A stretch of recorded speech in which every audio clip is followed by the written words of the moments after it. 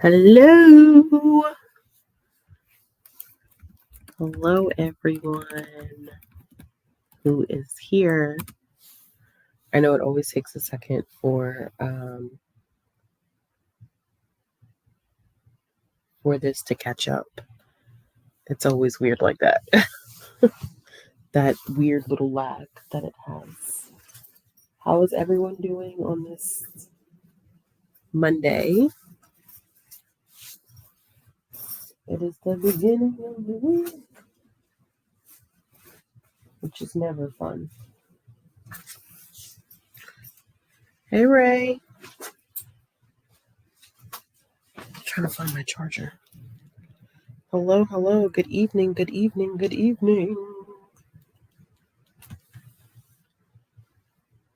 Trying to multitask here. Hello.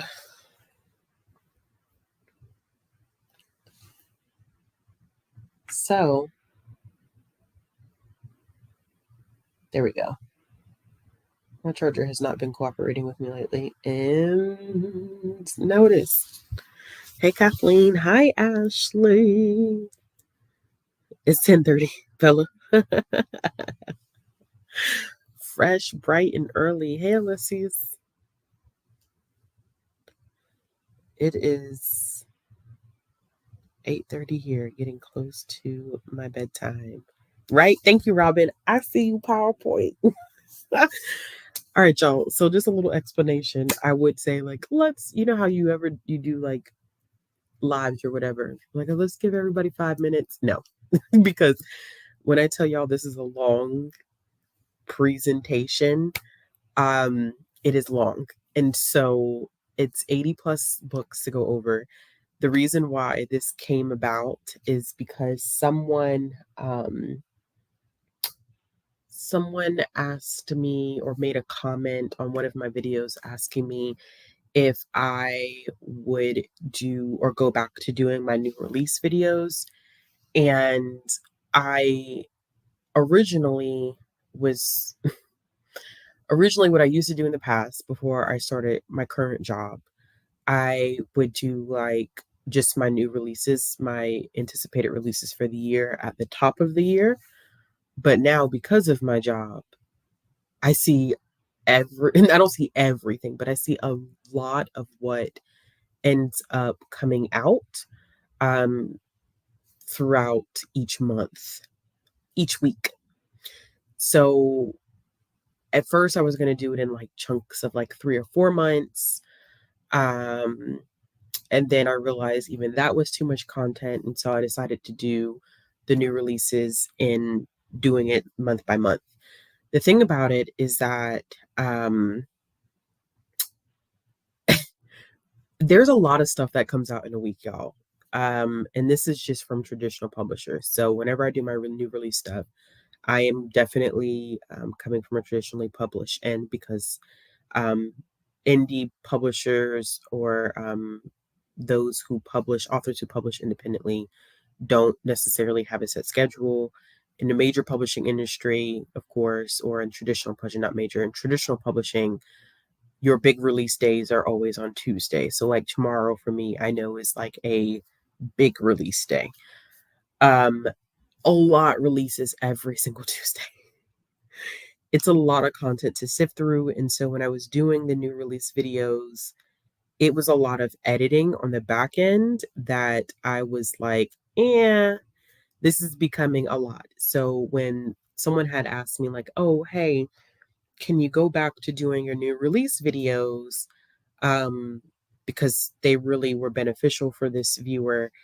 I was like, okay, I definitely don't mind going back to doing the new release videos. However, I think that it would be more beneficial, or not even beneficial, it would be easier on me if I did them live, because I don't have to do all the editing on the back end, which is perfect. Granted, this gives me a lot more opportunity to screw stuff up, which is fine. It's not like this is my first rodeo, my first live. I feel like I've been doing this for years at this point, which I have. So this is the way that I'm going to do this. These are my notes, just in case anybody would. These are my notes for everything that's going to be releasing.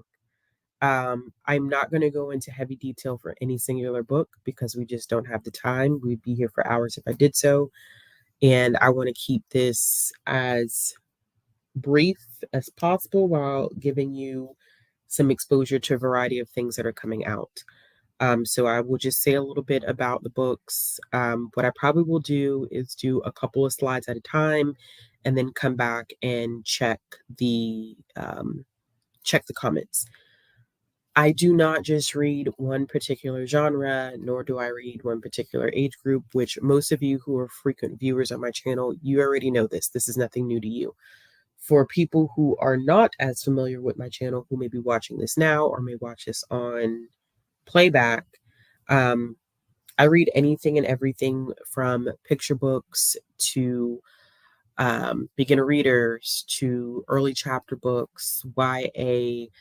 I read adult material, middle grade stuff, everything from prose to graphic novels, which you probably will not see a lot of, honestly,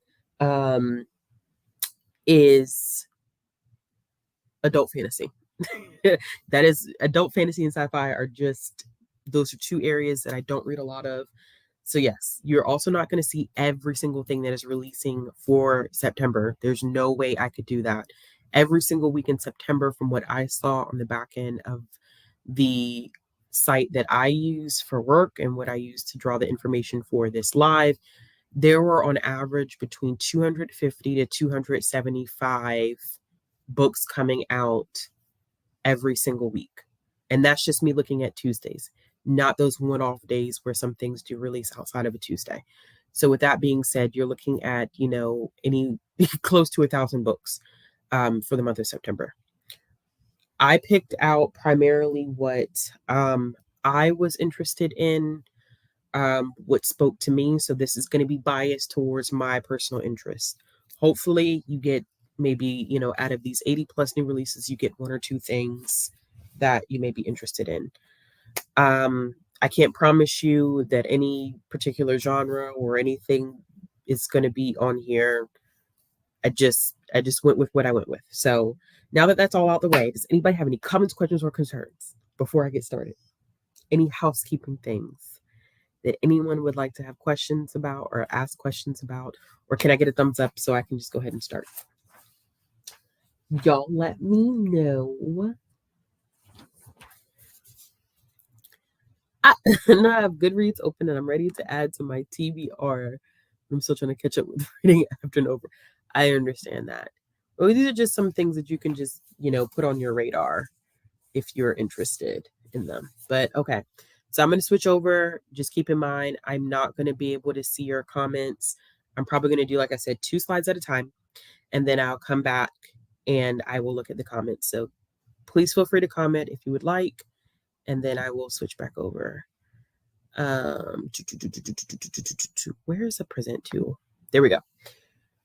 Okay, so the way that I broke this up is I'm going to go week by week. Of course, here the intro is just new releases, which I hope you all can see, which I guess I could possibly look on my phone and check at the same time.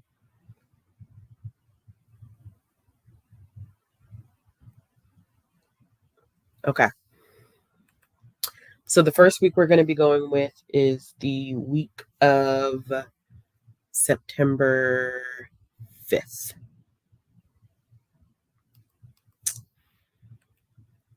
All right. So also what I did is, can y'all even see anything?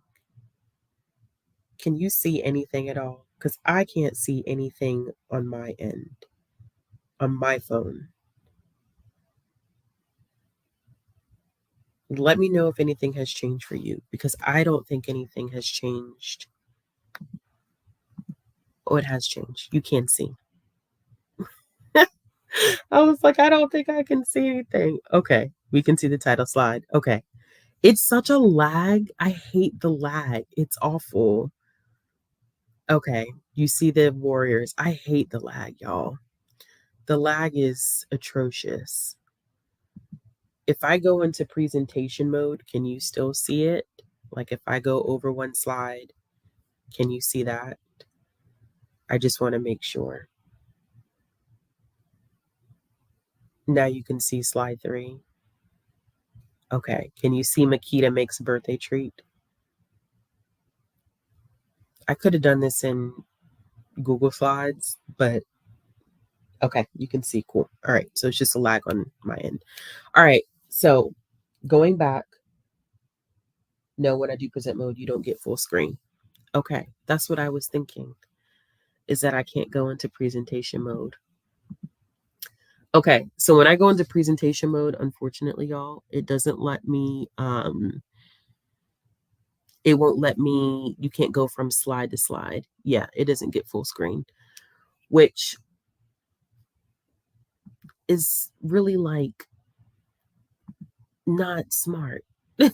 But I wonder, here we go. Let's try this. This might be better.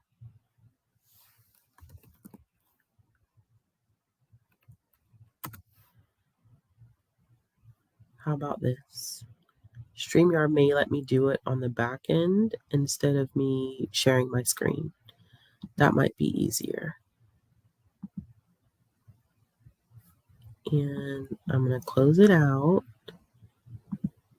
And let's see if it lets me do it this way. Because I feel like that's kind of small not to be able to see it. It's blurry because you can't, because of it's not zoomed in, which is unfortunate because when I switched into presentation mode, you couldn't see what I could see. But it's processing.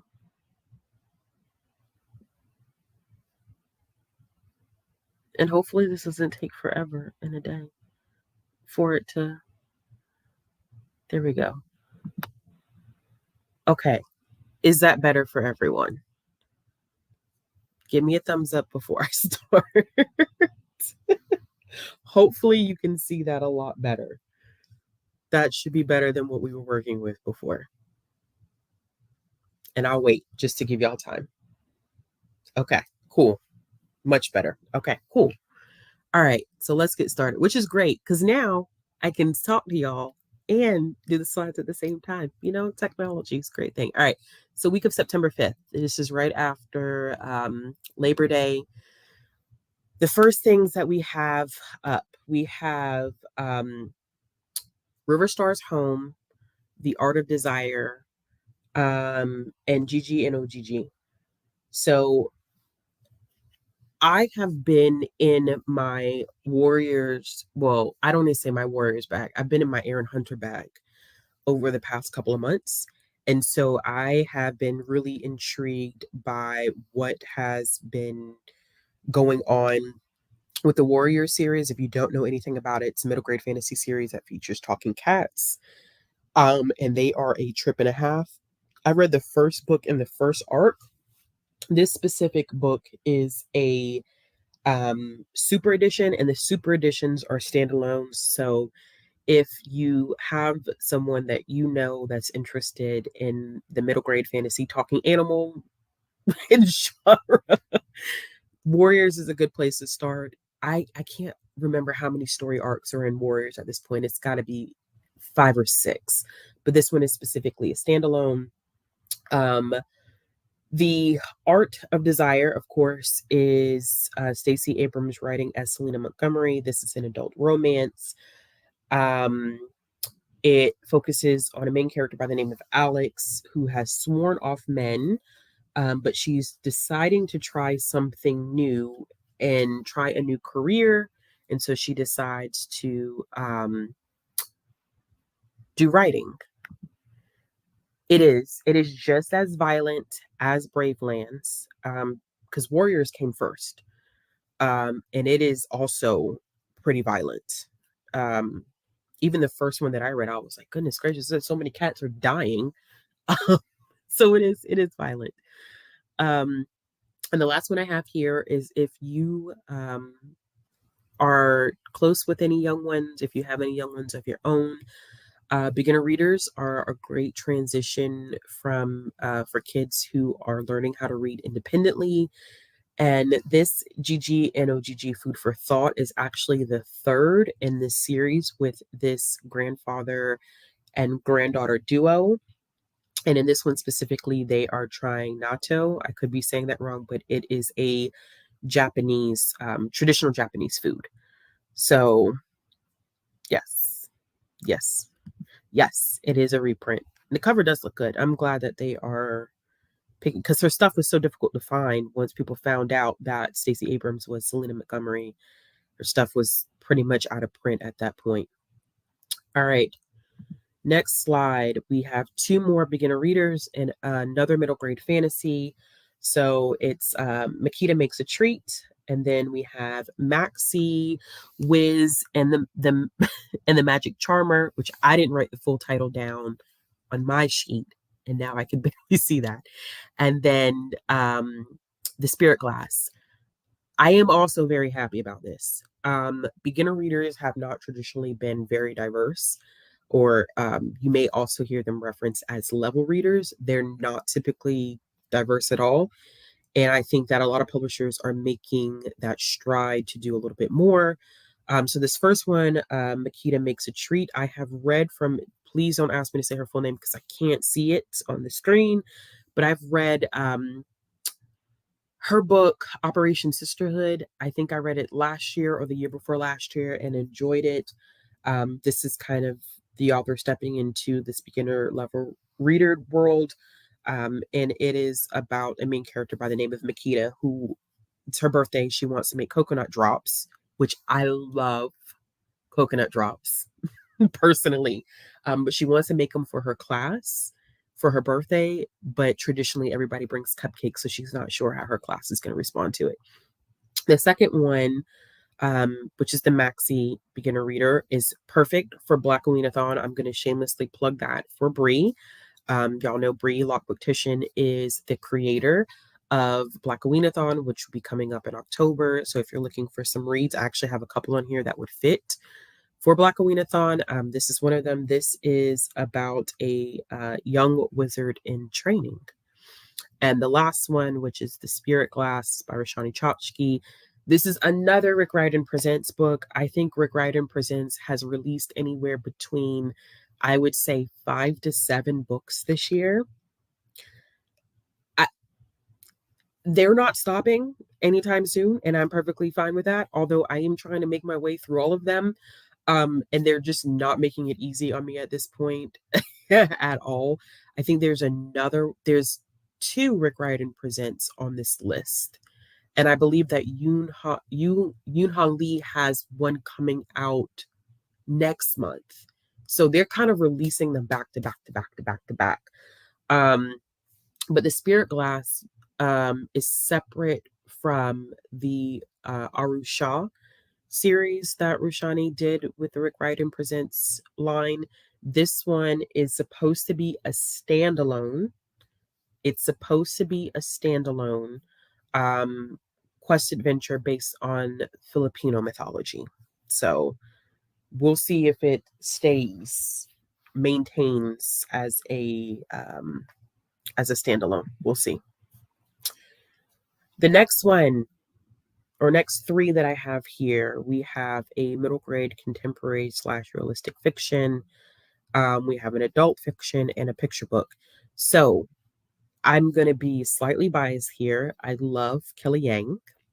Kelly Yang is one of my favorite writers who does a little bit of everything from picture books to middle grade to young adults. I'm waiting for when she's going to pop out that adult book because I know at some point it is going to come. This is the 5th book in the Front Desk series. I love the Front Desk series.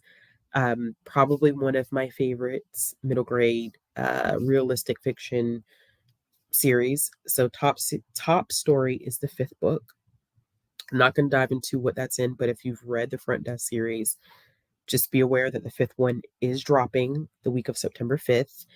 Next one that we have is one, the cover kind of caught my attention. I've never heard of this author before, but Hush Harbor is about the kind of reaction to the murder of an unarmed Black teenager in New Jersey.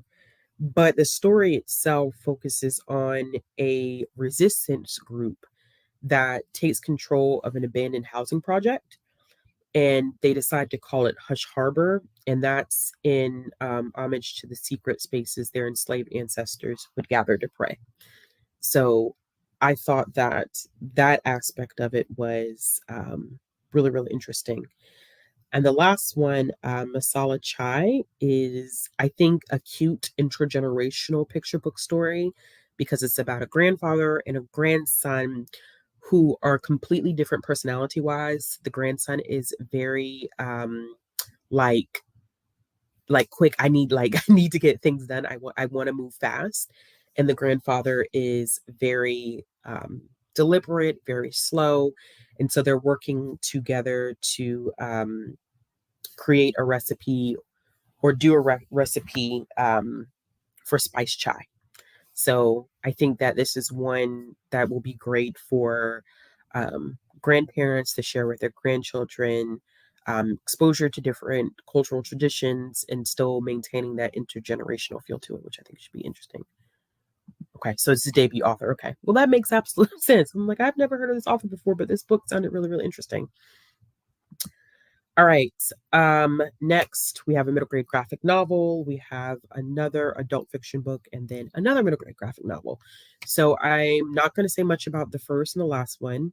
The first one is Spell of Time, which is the third book in the Witches of Brooklyn series. I have read part of the first one. I need to go back. One of those Libby situations where everything came in at once and I thought I had more time and I read part of it and then I had to return it. It was one of those. But this is the third book in that series. I actually did not know that this was getting a third book in the series. I had just, when I went to go do my personal ordering, not my personal ordering, but ordering for my job, that's when I had found out that this was releasing because it didn't really get a lot of press. Even the things that I get from publishers, I didn't really hear a lot about it. The next one, One Blood, is one of my favorite types of storytelling. I've noticed that I like family sagas or generational stories where we get the perspective of multiple generations in a one specific family. And so this one explores the lives of three generations of women tied together by love, hope, dreams, ambition, and family secrets. So when I hear family secrets, I usually hear mess. So, and I thought that this cover was really, really pretty because you can see it's a younger girl on the cover, but in her hair, you'll see the pictures of three other women, which I think is pretty cool. Whoever designed that cover, it's a pretty nice cover. And then, of course, Lights, which is the third book in the Sheets series, which I also didn't realize for a while. I thought that, the Sheets was just going to be Sheets and Delicates. But I found out a little bit earlier this summer that Lights was going to be coming out. We read this, Bree and I read this for the Realm of Comics Book Club before I had created my comic book club channel or comic book club, my comic and graphic novel channel. And so I was very, very excited to pick this one up because we had such great Brie, I was just talking about you. We had a really, really great discussion about Sheets and Delicates. And so it's nice to see that it will be getting a third installment. Yeah, One Blood does. It looks and it sounds great. I love those multi-generational stories. They're really, really great. Okay, the next one is a middle grade horror. Then we have what I publishers, they hate me and every other person that works in collection development. Acorn is a part of Scholastic, and they have two kind of like subcategories they have acorn and branches. And it's so hard to determine whether they're like early chapter books or whether they're beginner slash level readers. And so I just put it as an early reader because it's confusing, to be honest with you. But we have Rainbow Days, and then we have an adult nonfiction. So the first book, The Curse Moon by Angela Cervantes, I have read from Angela before, and it's of course the name of the book is escaping me, but I feel like they've been delving a little bit more into more middle grade horror. So this one follows a main character by the name of Rafa. And this is kind of like, I guess, layered in different definitions of horror, because he's dealing with the fact that his mother's incarcerated. She's about to be released from jail soon. And he also likes telling ghost stories. So he's living at home with his grandparents, his sister, and the mother's going to be coming home to live with them. And so he's scared about the adjustments that are going to happen with his mother coming home for the first time after being released from prison. But he also likes telling ghost stories. And so the premise of this is basically like he tells his scariest story yet, and the entities that he talks about are actually real. So it's multi-layered in what we're talking about in terms of scary or horror, which I think is interesting. And I do enjoy Angela Cervantes like writing. It's really, really good. Rainbow Days, um, really, really simplistic.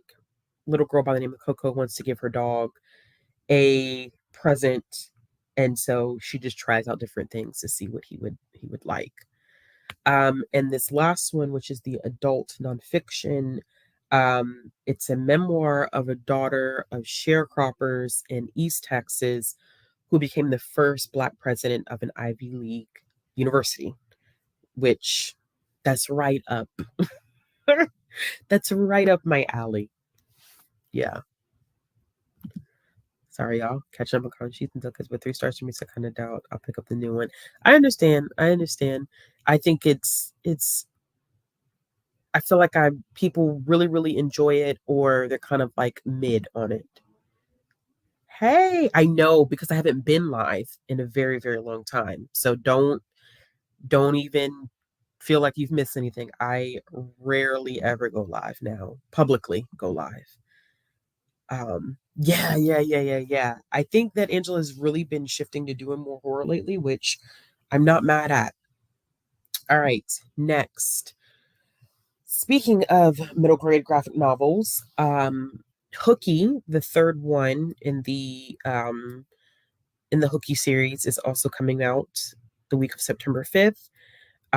If you like witches, sibling relationships, you might be interested in this. I have both volumes 1 and 2 downstairs on my shelf. Have I read them yet? Absolutely not, because why would I do anything on time?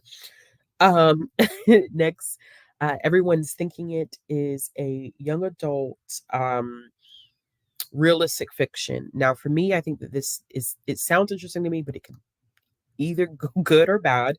It has been coined as Mean Girl meets Dear White People, which is a very interesting mashup. And it takes place at a boarding school, and it has some mysterious elements to it. Honestly, the cover of this one is what caught my attention. I think the cover is gorgeous. I don't know how it'll play out, but interested in it. And the last one is a middle grade fantasy, The Bravest Warrior and Nefaria. This one has been coined as Phineas and Ferb meets Despicable Me, which I grew up watching Phineas and Ferb. And so I'm very interested in how this Phineas and Ferb meets Despicable Me is like a hell of a mashup. So I don't know who like comped this, but it's a very interesting comparison. Um, it is a debut, and it's about a wannabe hero who lives in what is considered a goofy evil kingdom.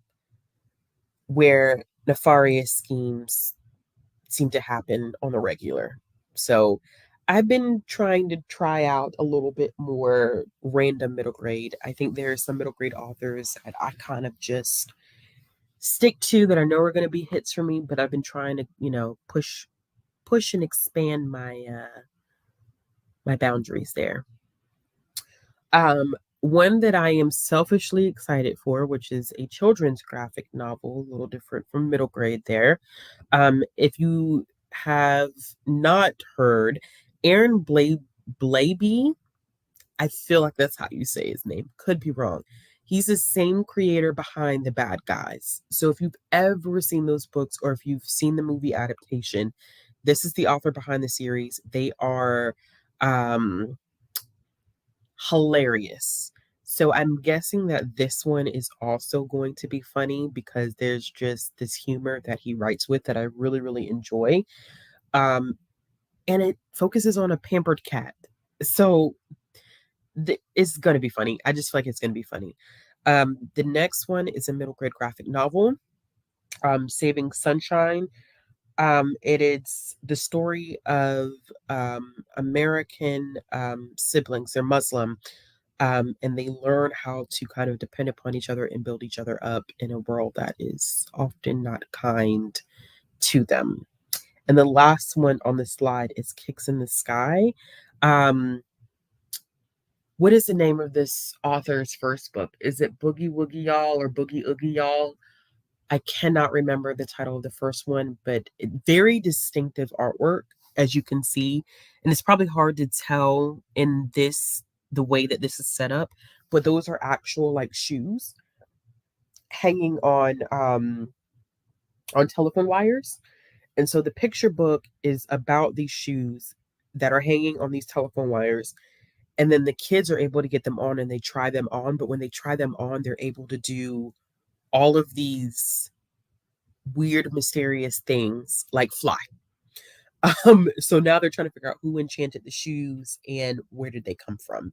But I know the artwork behind this because I'm familiar with their first book, or the other book. I don't think it's their first book, but I'm familiar with that other book, and the artwork in that one is exquisite.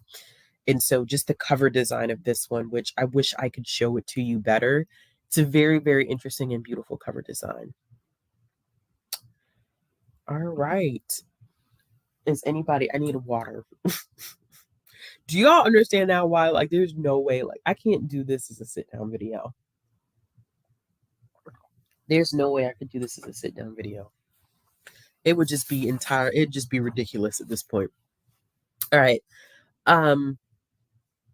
So this next one, we have two middle grade books. One is a graphic novel, one is a fantasy, and then a YA realistic fiction. Donna Quixote instead of the original title. So this is a middle grade graphic novel, and it's a retelling of Don Quixote about a young girl in Texas who's obsessed with becoming a modern day knight. I am just wanting to read all of the middle grade graphic novels, and so this one had already been on my radar before it got an official release date. It is being comped for people who have enjoyed Mighty Jack, Amulets, and Zeta the Space Girl, if you've ever read any of those. The next one, Phoebe's Diary. I am not a fan of this cover, but I kind of understand why they went with that cover. But I'm just not a huge fan of it because the book itself, from my understanding, from what I have seen, is that it's formatted diary style. So I'm guessing the cover would kind of show like, okay, if someone was drawing or sketching in their diary, that's kind of what the cover would look like. Definitely gave me more of like a hardcore Princess Diary vibes. But this I think is a little bit darker because I want to say slice of life, but it almost has a slice of life feel to it. It's a coming of age story with this main character, Phoebe. Essentially, it's just a coming of age story. And the last one, Nimbus. If you want more talking animals, because there's more. But I thought the kitty on this one was adorable. I thought that just the cover design of this one was really, really interesting. It is another one of those animal fantasy, think warriors again. Um, and it's just about a cat that has to go on a magical journey to be reunited with their owner. This one was comped for fans of Catherine Applegate. Catherine Applegate does all of the um, talking animal stuff too. If you didn't know, it does look really, really cute. Which one, Ulysses? You talking about the Dona Quixote?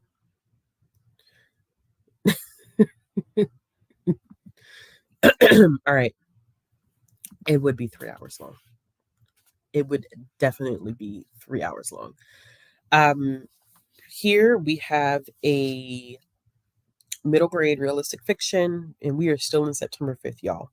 This is how wild this gets. We are still in September 5th. But we have Made for It, The Spirit Bears Its Teeth, and then also Club Kickout. So Made for It is a middle grade realistic fiction. Jamie Sumner is very well known for writing hard-hitting middle grade contemporary. So when the news for this one was released, I was not surprised that it was going to be another hard-hitting middle grade contemporary. It's about a young girl who becomes extremely desperate to kind of help her family maintain their living situation um, because her mom can no longer work. Her mom ends up getting hurt, so she can't hold her job. And so our main character ends up taking over her cleaning jobs in order to help the family out, which is, I'm sure, a very relatable experience for a lot of middle grade kids, middle grade age kids, which shouldn't be a thing, but it is a thing, unfortunately. Um, One of my most anticipated releases, um, Andrew Joseph White's new book, The Spirit Bears Its Teeth. I read Andrew's book last year, which was a YA fantasy horror. This too is a YA fantasy horror. I absolutely was blown away by it. Enjoyment is kind of a tough thing to say because it was, I mean, the content warnings on that were just out of this world. But it was a 5-star read for me and one of my favorite reads of last year. And so when I saw that Andrew was coming out with a new one this year, and this has a historical vibe to it, I was like, ooh, I actually actively requested. I usually do not ask publishers for stuff. Like I just because I'm bad about time management and reading advanced things. But this bad boy, I said I don't even care. I just want a copy. Just want a copy of this. But I am excited to read this. This takes place in London in 1883. And it features a 16-year-old trans autistic character um, who is supposed to become what they consider an obedient speaker wife. And after a failed attempt to escape an arranged marriage, Silas, who's the main character, is diagnosed with veil sickness, um, which is supposed to send violet-eyed women into madness, and is then, as a result, shipped away to a finishing school and a sanatorium. And then while there, Silas encounters some ghosts that beg for help. And so this is definitely going to be intense. I think that Andrew definitely does tackle a lot of issues that impact the trans community and everything that they write. So I'm just interested to see where they go with this one because the first one was a lot of religious commentary that I really enjoyed. And so I don't know, when your debut is a 5-star for me, it makes me nervous, but it makes me happy because it's like, all right, debut 5 stars. It could go left or right with second, third, and on and so forth. But so excited for that one. The last one on this slide, Club Kickout, middle grade graphic novel. It's about six artistic misfits who basically, as middle school kids do, boss up, take things into their own hands when their principal decides that they're going to cancel all creative extracurricular activities. So I'm sure that one's going to be interesting. All right. Next set. And I think that we still have quite a few to go for September 5th. This is wild. All right, here goes another one that can be used for Black Weenathon if anybody is looking for another book to use for Black Weenathon. Nightmare King, which what is DACA's first book? Somebody help me out because I see the cover. I see the kid in the center, red, black. The kid is screaming on the cover, and I cannot remember the name of the book off the top of my head right now. But this is DACA's next book, which is about a kid who was playing tag with his friends, and then all of a sudden he's coming back from the dead. And every time now he goes to sleep, hide and seeker. Thank you. Every time he goes to sleep, he's pulled into this dark world where an evil nightmare king reigns. Honestly, I'm not gonna lie to y'all. I don't know if this is one that I would personally read before I go to sleep because it's the fact that a main character goes to sleep. So first of all, they die. They come back from the dead. Then when they go to sleep, they enter into this different world where the Nightmare King reigns. And so he essentially can't go to sleep, but he can't stay awake forever. So I don't know. Sometimes middle grade can kind of tip me over into I don't know if I can read this before I go to sleep, but it does sound really interesting. This is definitely one to keep in mind for Black Weenathon in October. Next we have, I didn't know how to classify this one, y'all, to be honest with you, because it's kind of like a YA realistic fiction, but also it's kind of like historical fiction at the same time. This is part of those classic remix series that are happening right now. I can't remember what number we are on at this point, but in September we are getting what I'm also, because of who the author is, it might also be Native Indigenous rep in this. But it is a queer YA reimagining, excuse me, of The Secret Garden. That's all I needed to know. That's all that I needed to know at all. Okay, so everybody, the Nightmare King seems to be a hit amongst everyone. Sounds terrifying. Love it. You go certain horror with Fred. Yeah, I'm usually okay with certain horror, but this is just, when I read the description of this one, I was like, I just don't feel like this is one that even I, at my big old age, should be reading before I go to sleep. I just don't think it's a thing. The Hide Your Secret was spooky. Yeah, okay. That makes sense. I'm safe for this one. Hide Your Secret creepy. I'm sure this one. Hey, Renee. Yeah, it sounds good. Both of those sound really, really good. And this last one is a middle grade realistic fiction. And its mascot. What I did notice when I've been going through the books that I've been looking at this fall is that there are a lot more Native and Indigenous books releasing this fall than what I saw last fall, which I'm very, very happy about. This one has Native Indigenous rep in it. And of course, it begs the question, or asks the question, what if a school's mascot is seen as racist, but not everyone feels the same way? This one is written in verse, and I think that this is definitely kind of in correlation to the conversations that was happening about the naming of, which I won't repeat on here because I do think it's offensive, the name associated with an NFL team. I think that could definitely kind of, those two things could kind of match up with this. So I'm interested in seeing how the authors tackle that one, because I know that is a hot button issue. Okay, still on September 5th, y'all. Still in September 5th.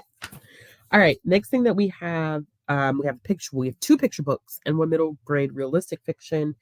The first one that we have is, and I hope I'm saying this wrong, Ganesha Goes Green. I'm hoping I'm saying that right. If I'm not saying it right, please correct me. But this is a kind of a environmental type of picture book. The main character is concerned about the level of pollution that the Ganesha statues cause when her town celebrates her favorite festival. So she makes an effort to keep the river clean post the festival. The next one is The Artivist. I'm not going to lie to you. This was simply put on the list because Nicholas Smith did it. If you do not know anything about Nicholas Smith, I'm telling you right now, phenomenal artwork. If you have seen the picture book, That Flag, which is one of my favorite books of 2023, close look at the meaning of the Confederate flag and what happens when two friends have to have that conversation. Nicholas also did the art for Born on Water, which is the picture book that was associated with the 1619 project. Nicholas's work is just, it's beautiful. It's very distinctive. I love coming across illustrators where when I see a cover or I see the inner pages of a picture book, I instantaneously know that it is their art. And Nicholas Smith is one of those creators for me. And Nicholas is putting out their own book, which is just a picture book that discusses how children can incorporate art and activism together and make it a part of their daily lives. I'm going to eat it up regardless. It just doesn't matter. I'm going to eat it up because it's Nicholas. We have another middle grade book in verse. And this one is about a Chicana girl who is a warrior for her name, her history, and her right to choose what she celebrates in life. I can't remember if this one is a debut or not. I should have made a notation of who the author is in terms of whether they're a debut or not, but I didn't. So I don't know if that's a debut. Kathleen, yeah, I can look for you really quick.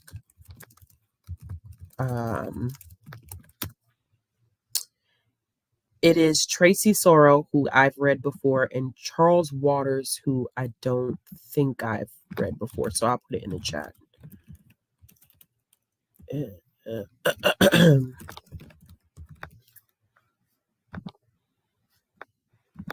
Make sure I type their last name correctly. Those are the two authors for Mascot.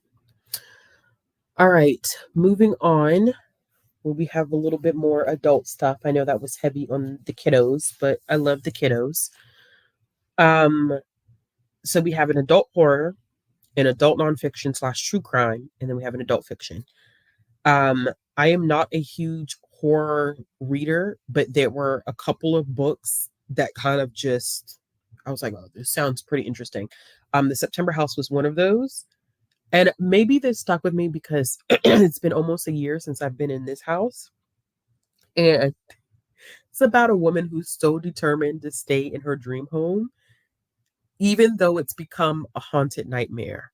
And so for me, a part of me is wondering, like, is there going to be some humor to this? Like, you're so obsessed with this house, you don't care if there are a million different entities haunting this and making you miserable, you're going to stay. So I feel like it's a horror, but part of that just made me chuckle inside.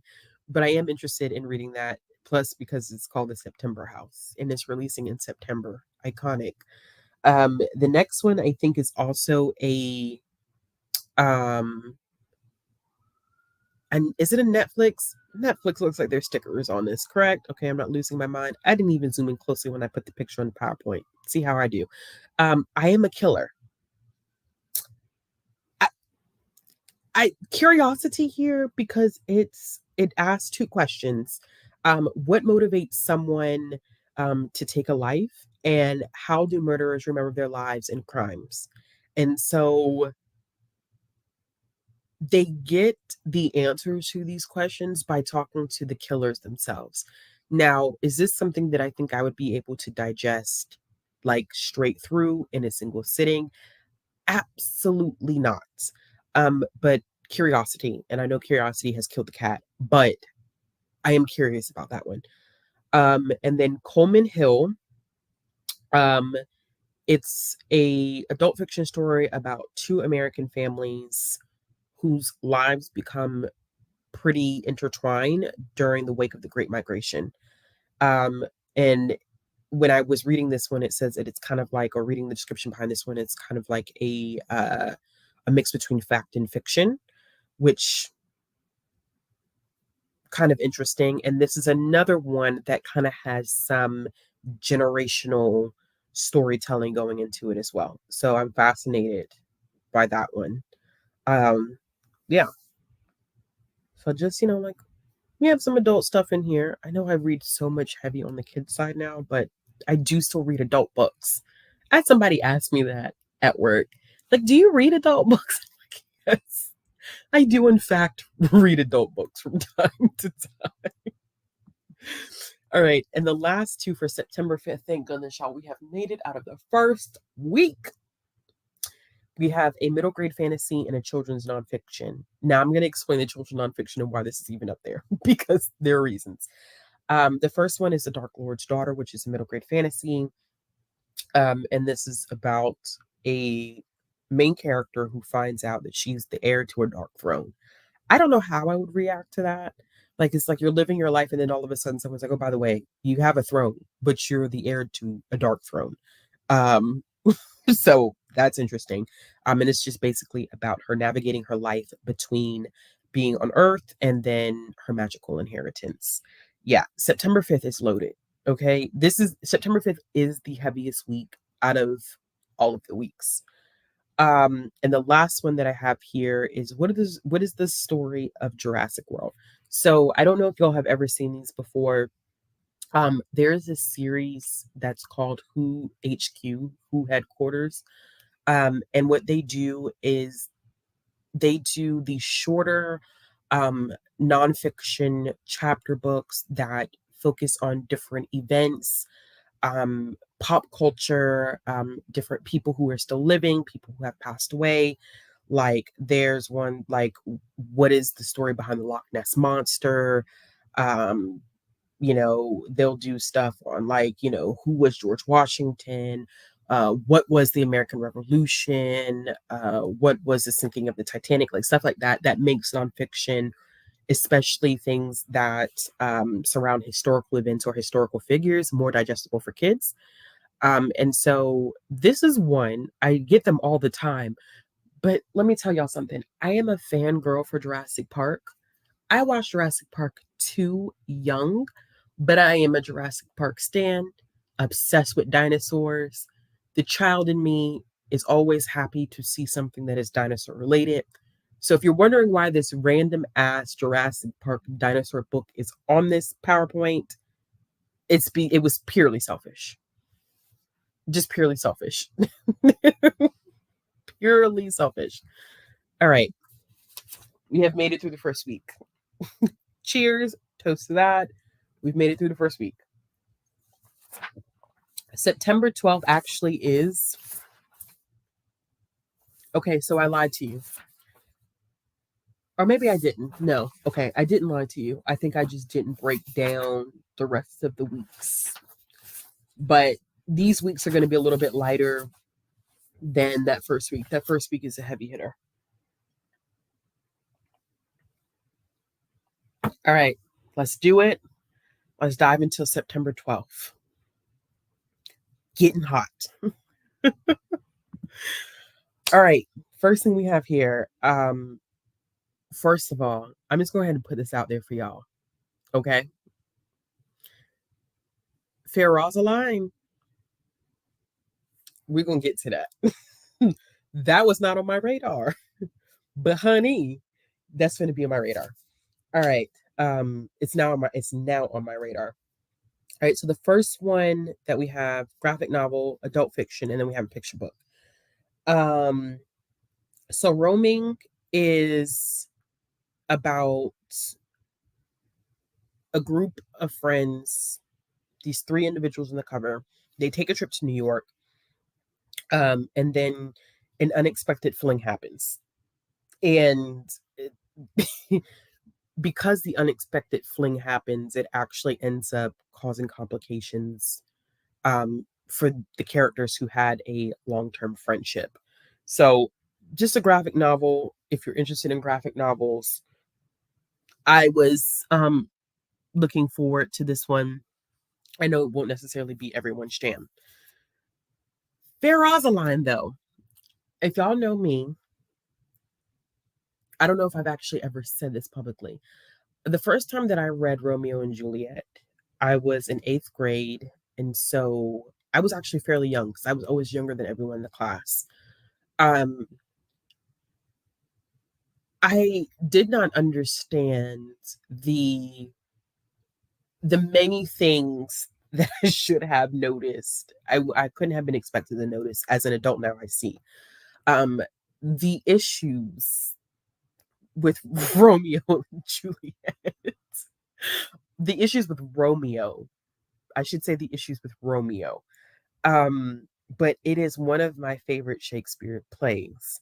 Now, of course, when I instantly see this, I'm like, Fair Rosaline, this has got to be a Romeo and Juliet thing. So I was thinking, like, well, maybe this is like a Romeo and Juliet reimagining where, like, instead of him not working out things with Rosaline, he does. And so Juliet never enters the picture.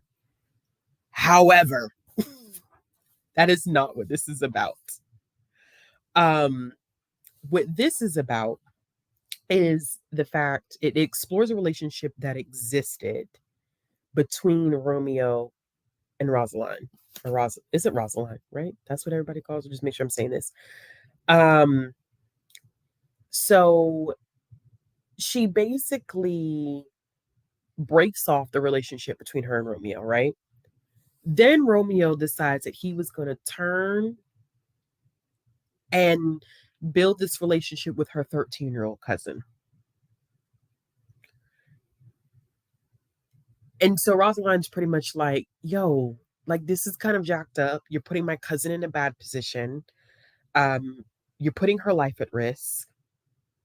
And I'm about to be banished to a nunnery. So essentially, what this author is doing is stripping everything away that we thought we knew about Romeo and Juliet. And she exposes Romeo as the predator that he is with a long history of pursuing younger girls.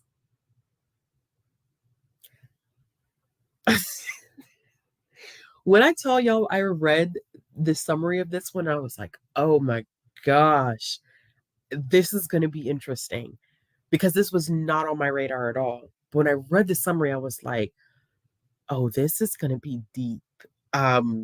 Because Romeo is, in fact, the villain in all of this situation. Um, and the final tagline of this is that it reveals a dark subtext of the timeless story of star-crossed lovers. I cannot wait for this. I'm telling y'all, if there's a book that, as someone who has enjoyed Romeo and Juliet for so long, and I think was exposed to Romeo and Juliet, not understanding um, the age difference, not understanding like the issues with Romeo, being exposed to that so young, I think my perception of, oh my gosh, it's just so heartbreakingly beautiful. They were so in love. And now, I'm about to be 32 and I'm thinking like Romeo was just kind of sick. Like, so that one definitely was just kind of like, Okay, so we're getting it from Rosalind's perspective, and Romeo has a history of being a predator. I cannot wait to eat that up. I cannot wait to eat that one up. Okay. The next one, A Walk in the Woods. This one is actually going to be really, really sad. Um, this is a collaboration between Nikki Grimes, Jerry Pickney, Brian Pickney. If you did not know, Brian Pickney is very, very well known in the children's lit arena. Unfortunately, he has passed away. Um, Very, very well known. And his son also is very, very well known in the children's lit arena in terms of writing and illustrations, as well as his wife. It's like a whole family affair. So before Jerry Pickney had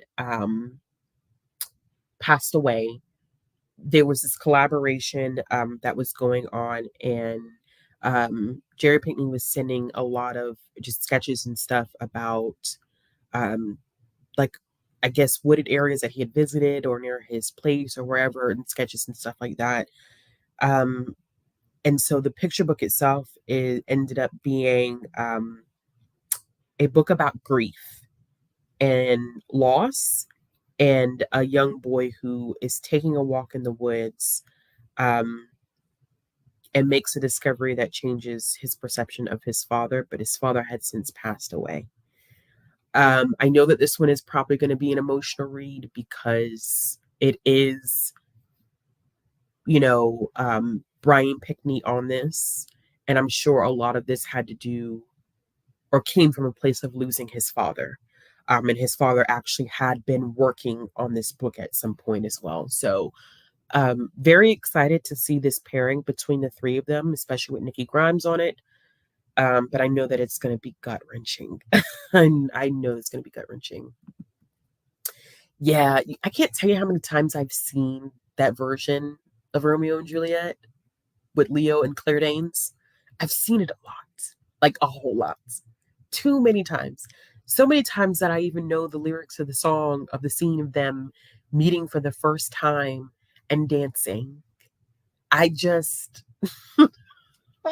oh, I cannot wait to read Fair Rosalind. It's cool. It's fine. All right. Another one that I'm really excited about. I shouldn't be excited about it, but has really, really caught my interest. Counting the Cost. That's going to be a huge one. So the first one we have is a beginner reader, which is Baking with Mi Abuelita. And this is literally just about a young girl and her grandmother baking together. This is another beginner reader level reader. Once again, loving this expansion of diversity from publishing when it comes to beginner readers or level readers. I did too. I watched that in middle school, and I just can't fathom, like, now that I think I have a kid of my own, I cannot fathom her reading Romeo and Juliet at the same age that I wasn't even. Was I even 12 yet? I could have just been 12 when I read Romeo and Juliet for the first time and watched the adaptation. Bad, like, timing, like going through puberty and all that stuff and hormones, and that just wasn't the time of the soundtrack. The Duggars, yes. I did not get the chance to watch the documentary, right? I need to watch it, but Counting the Cost comes out September 12th. And of course, Jill and her husband Derek are sharing it all. I I just don't even have the words, but I know that one is going to be a popular that's going to be a popular one. And the last one that I have on here, an adult thriller. It is about when your neighbors become your worst nightmare. I have lived next to some horrible people, so I'm trying to figure out, like, literally how I'm going to deal with this one. Like, what happens when you move into your dream home, but your neighbors are absolutely from hell? Like, what will you do, or how far will you go to keep your family safe? Like, That's exactly how that one is tagged. I'm interested in that. Yeah, yeah, it does. It does. It does. That's the truth, but they left before everyone else. I believe it. I believe it. I believe it. I'm just very interested. You know, you love everybody, not you, but just, generally. You love when other people have drama and it got nothing to do with you. It's the most interesting thing. Okay. Um, all right. So we have an adult thriller, adult nonfiction, and a middle grade fantasy lined up next. So The Stranger Upstairs had cover, Chef's Kiss. Um, y'all, I just whenever people write thrillers and mysteries, right? I've been reading a little bit more thrillers in the past couple years, and I take them in doses because I don't think I can read them consecutively. But some of these premises are just are a trip. So The Stranger Upstairs follows a main character by the name of Sarah Slade, and she bought a murder house and decided to renovate it for fun. Who does that? You can't possibly think it's going to come with any good energy whatsoever. But am I interested in the foolery that will occur in this book? Because I can't fathom why anyone in their right mind would want to do something like that. Absolutely. Absolutely. Um, Punished for Dreaming is a nonfiction book that looks at the impact of 40 years of 40 years of racist public school policy, and how it's impacted Black lives. I don't, Aaron, um, I don't believe that Punish for Dreaming is going to be a easy read. Um, but I'm glad that, we are getting a nonfiction book that's going to look at those public school policies. Y'all are a trip, man. Y'all are a trip. Um, and the last one on this slide, we have Surah Boateng's Guide to Witchcraft and Mayhem. This is the second book in the series. This is another Rick Riordan Presents book. This is, oh, what mythology? Is this Guyanian? I think it is. Please correct me if I'm wrong, but I didn't make a notation of it. But I think it is, and I think it has some vampiric lore to it. I haven't read the first book. I'm getting to it. I'm one of these days I'll get through all of them. The next one that I have here, picture book, a children's nonfiction book, and adult fiction. Let's be honest. I'm going to start backwards here because I just am. Um, since when did Cedric the Entertainer start writing books? I think I solely chose this one because I'm like, I'm just reading it because I feel like now anybody can just write a book.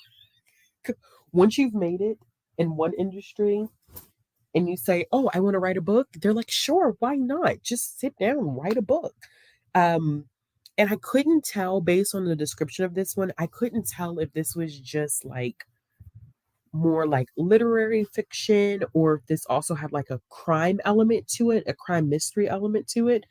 Um, but I think it is. I think it's like crime detective type story. Because in the description it said like crime caper, but I just feel like it's Cedric the Entertainer. Like I can't take bro serious. I can't take him seriously. But he is publishing a book the week of September 12th. Just in case you're interested in this whole concept and idea of celebrities who are writing books and not just memoirs, but writing like fictional books. And so it just I think I feel like it's a crime.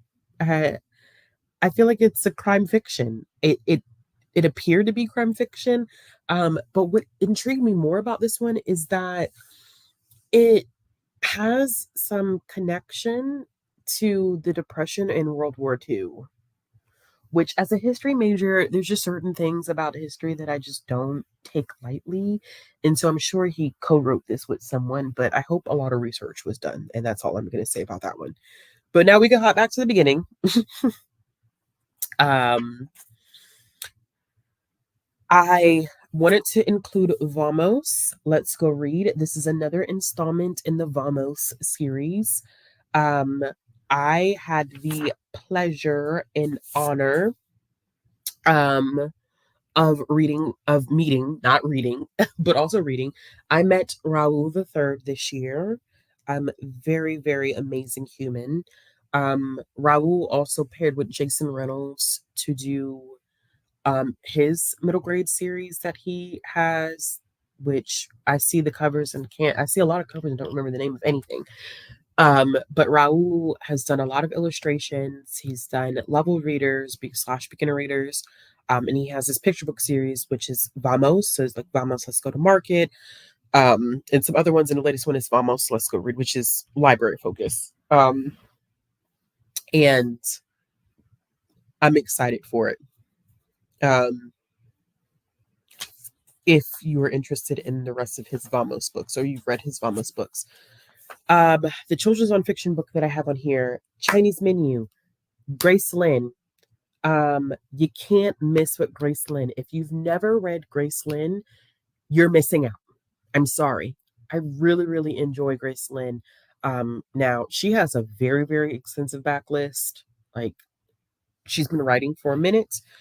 But this is a nonfiction illustrated, which I think it's going to be kind of hefty if I'm thinking right, probably on the larger side. And it's an illustrated full color book that explores myths and stories behind some of our favorite American Chinese food. I'm very, very excited for this because if it's Grace Lin, I know that it's going to be very well put together. I still can't believe such a good entertainer is writing a whole damn book. Like that is still that's mind-boggling to me. In the next couple of slides, we're gonna have 3 Native Indigenous books that are coming up, which I think is great, which is why I keep saying like in this, I've been seeing particularly this fall, there's a lot more Native and Indigenous books coming out. So we have a middle grade realistic fiction, a middle grade graphic novel, and another middle grade realistic fiction. Something Like Home is a novel in verse that features a young girl who has a dog that helps her find her way back to her family. The middle grade graphic novel, Switcheroo, is literally just about a kid who wakes up one day and finds out that they have superpowers. Chad Sell is on this, and I'm familiar with Chad Sell's work, and so that's why I was interested in checking this out. If you are a middle grade graphic novel reader, you may be familiar with Chad Sell's name. Um, pretty popular in that arena. And the last one is Eagle Drums, which is a magical, realistic middle grade debut about the origin story of I'm going to type the name because I don't want to be disrespectful and not pronounce this right. Because I feel like I'm going to get that wrong, but it is in the chat. Messenger Feast, which is a native Alaskan tradition. So yeah, I'm also enjoying the fact that we're getting just some variation in the storytelling that's happening with middle grade. It's always good to see. Next, we have a YA thriller, a picture book, and a YA realistic fiction books. Your Lonely Nights Are Over. So this is comped as Scream meets Clueless. It's a thriller slash horror. I forgot the slash horror. Don't know how I did that. It's about 2 gay teen BFFs and their friendship, the dynamics of their friendship, how it's tested when a serial killer starts targeting their school's queer club. I do too, Renee. I have an arc of it as well. I just downloaded my copy today, so we'll see how it goes over for me. Basketball Town is a Picture book about a kid who wakes up in a fantasy town where everyone plays basketball all the time. Obsessive hobbies. It could be a thing. But playing basketball all the time, that's a bit much. Next we have Res Ball. This is about a young athlete who is determined to play like the hero his community needs him to be. So, yes, I'm excited for Res Ball too.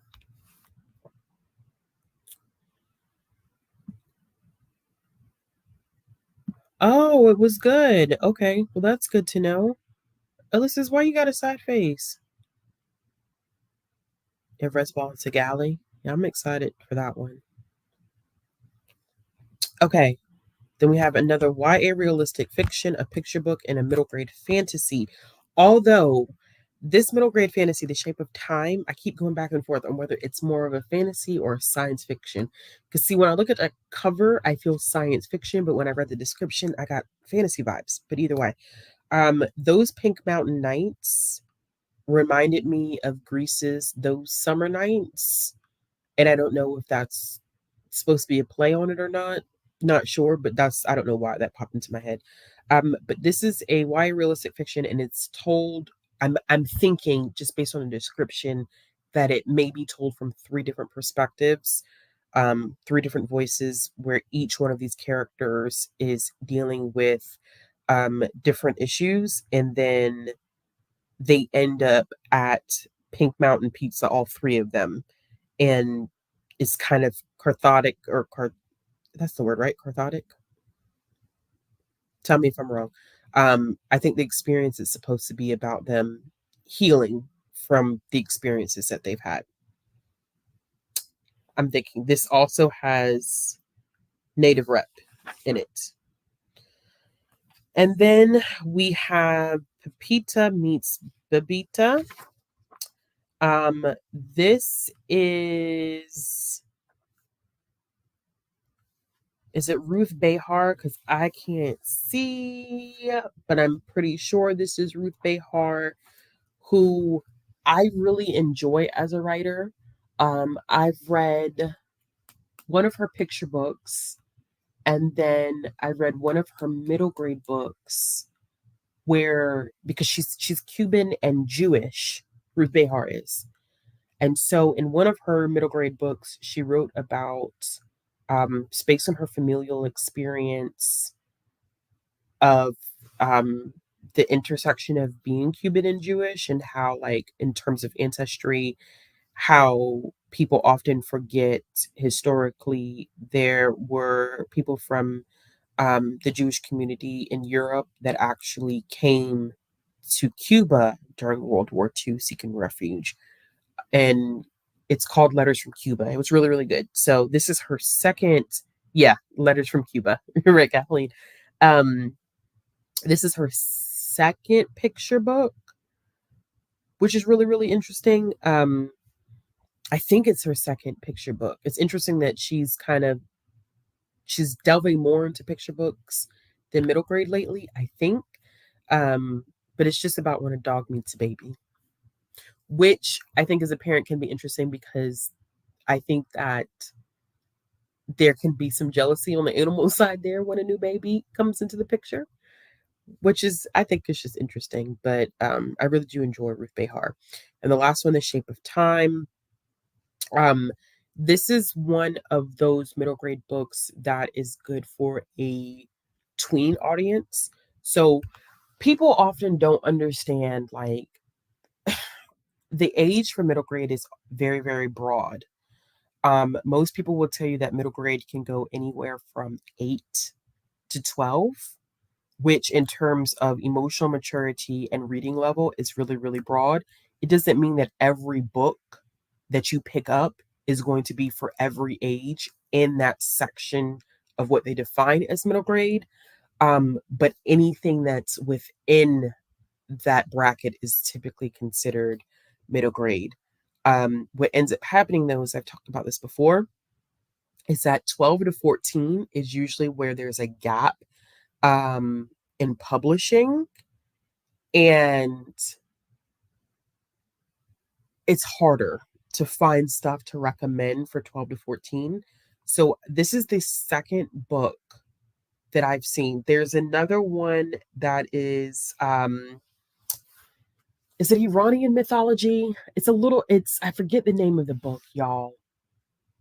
And I wish my brain is on fry mode today.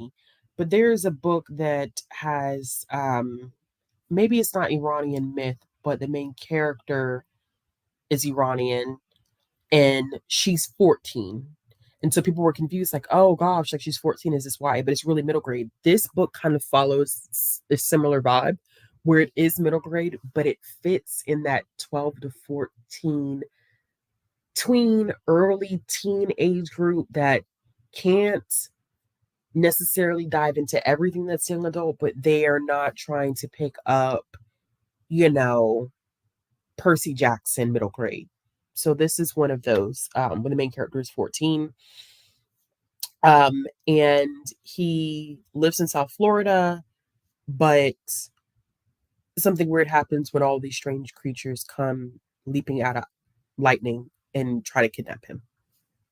So that's why I was like, this is kind of, I feel like this is a mix. Some of it feels fantasy and some of it feels very sci-fi. But let's see when we get to it. Right. Are we still in daggone week? We're still in week 12. The week of September 12th, not week 12. So this next one is Bibakshi Gingerbread Sisters. This is a middle grade fairy tale retelling fantasy. It's inspired by Hansel and Gretel. It seems to have some horror elements to it as well, but also some mystery elements. This has been comped for Ghost Squad. So if you're a fan of Ghost Squad by Claribel Ortega, this might be one that you would be interested in. Next, we have Hawaii Fantasy, which is Goddess Crown. This is African inspired fantasy. And it is about a girl who is raised in secret. She has to leave her sheltered home and basically come to court, which, I mean, I don't know necessarily that this is going to be anything that is drastically different than what we've seen in terms of YA fantasy, especially YA fantasy that um, relies on it being African inspired, but that cover is badass. This is a cover thing for me. I'm not going to lie to you. And the last one is a children's nonfiction called Kentora, which is about a Latin American icon. Her name is Mercedes Sosa. Um, and so I am a huge fan of picture book biographies. I think it's a great way to learn about people, places, things in bite size formats. And I always recommend children's. I don't know why people like don't take me seriously sometimes when I say this, but I'm being so serious because this is how I got into reading adult nonfiction, because I know a lot of adults who struggle with reading a lot of adult nonfiction because it can be dense, it can be a lot. I would say like start with children's nonfiction, honestly, because you're getting the same information, but it's been condensed in a way that's more accessible for a younger audience. And I don't think that that says anything about your intelligence, but if you primarily read fiction and you're switching to nonfiction, it can end up being a lot.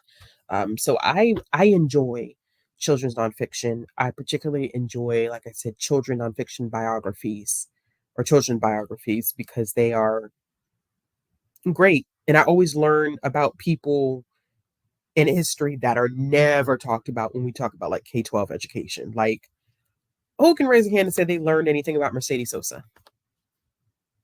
Not a lot of us. All right. Okay. We've made it to the week of September 19th, which is the week of my birthday. It is the week of Kathleen's birthday. It is the week of my child's birthday. And I actually think that this is a small release week. There's not a lot. This is exactly why I have so many books checked out from the library. Because people don't understand. That this is not even everything that I see on the back end. This is not everything that I have even ordered from my own library. This is just things that I was like, oh, this would be fun to highlight. This is different. Um, that's how I end up with a lot of stuff checked out all the time. All right. So, like I said, week of September 19th is the week of my birthday, Kathleen's birthday, the week of my daughter's birthday. Virgo energy. We love to see it. But this is, I believe, if I'm correct, this is a short release week. Okay, so we have an adult mystery up first, which is The Golden Gate. This is a debut. Of course, I don't mark anything else as debut, but this is the only one that I mark as debut. Leave it up to me. This is a historical thriller, which is already just kind of the fact that it was labeled as a historical thriller, because I don't think I've ever read something that has been tagged as a historical thriller. But this is a historical thriller, and it takes place in California, of course, and it looks at the crossroads or crosswinds, as they have stated, of a world at war and a society about to undergo massive change. I should have looked into this one because I'm going to look at it now. I have a huge, if I'm not mistaken, this is probably World War II that we are looking at. It is World War II. And it follows a homicide detective. So yeah, if you like thrillers, mysteries, that probably will be for you. I just, for kicks and giggles here, R.L. Stine just cannot help himself. He's never going to stop. He's never going to stop. So there is a new Goosebumps book coming out, and this one is a mashup of so many different elements. It's the start of a new series, and so I'm just kind of like, how much more can you write, Stine? Like, how much more can you write? But this is a start of a new series that's going to have new villains, new monsters that apparently readers have never seen before, and they're supposed to be more scary, but just as iconic as Slappy. And to be honest, I don't care what nobody says. There's never going to be anything more iconic in the Goosebumps universe than Slappy. It just is what it is. Okay. Slappy single-handedly has made me afraid of anything that has to do with ventriloquists. All right. I want no dolls that look in any shape or form human, can move their mouths. I don't want any of that. Slappy single-handedly did that for me. And so sure, this is what this has been like marketed as. It's a fresh start, it's bigger, it's better, it's bolder, it's more fun. But there's nothing that's ever going to be more iconic than Slappy. But I would be a liar if I didn't say I was interested, because Goosebumps was a huge part of my childhood.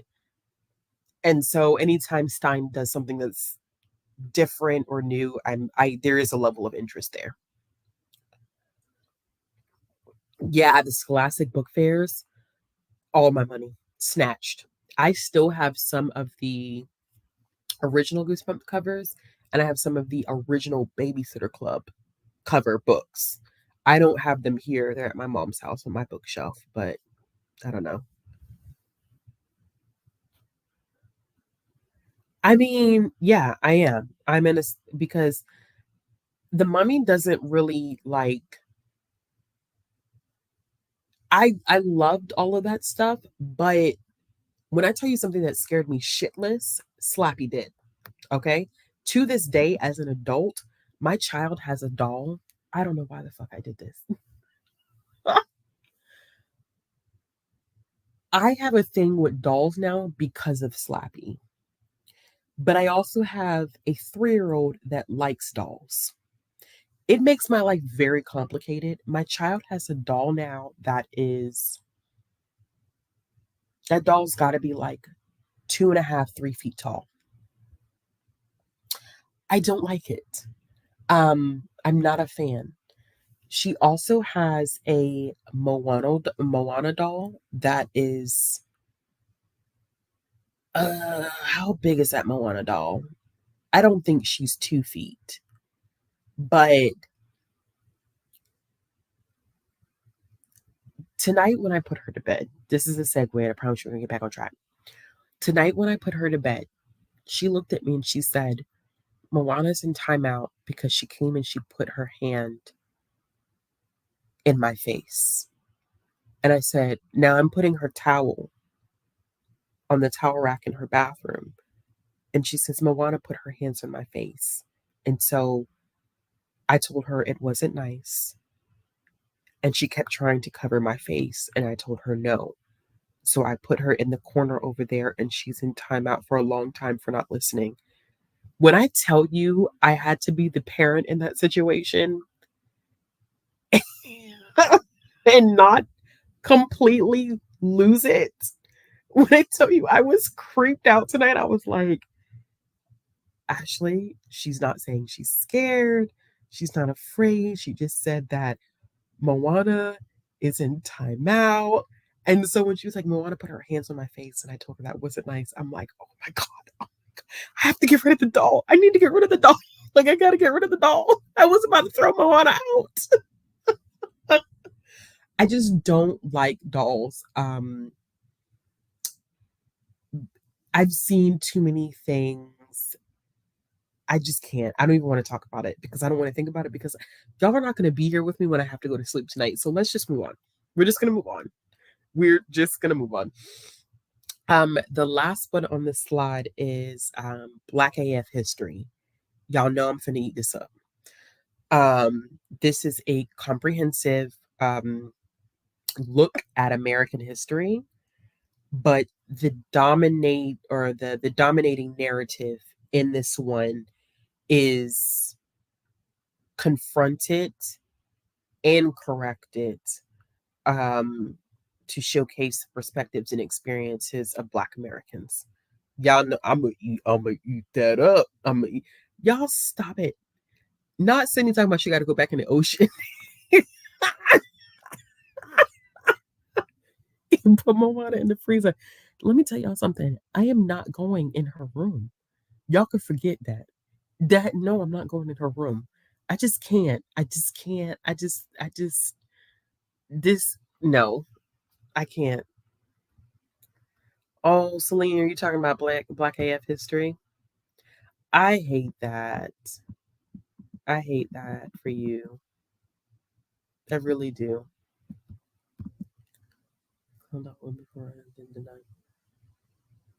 Why would you do that, Aaron? That's evil. And then here comes Ray.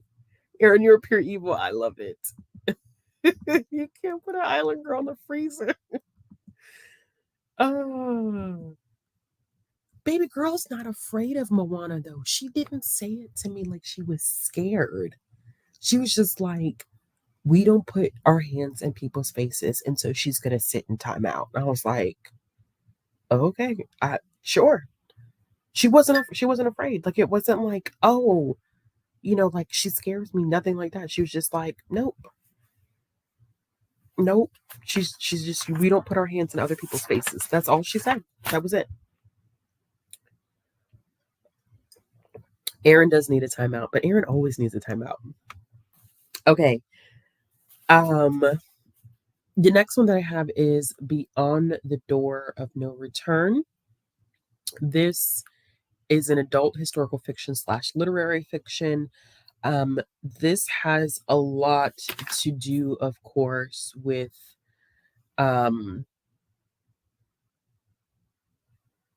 slave trade. But I think there is some, I don't know if there is some, I don't think there's any magical elements to it, but it takes place Paris. Part of it takes place in Paris in 1806. I just thought it was going to be interesting, to be honest with you. Don't know really much about that one in terms of what it's necessarily going to explore, except that there is some kind of mystery element to it. Um, with a main character who's passed away.